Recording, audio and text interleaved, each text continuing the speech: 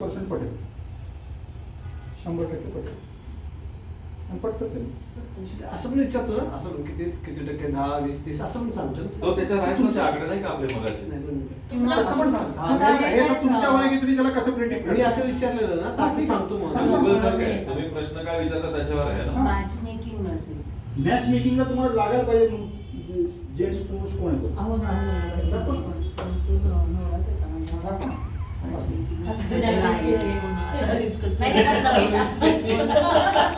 नवीन स्थळाचं जर असेल हा, मग त्याला किंवा दोघांना फोटो काय टाकायचे. गर्लफ्रेंड बॉयफ्रेंड हो, असते.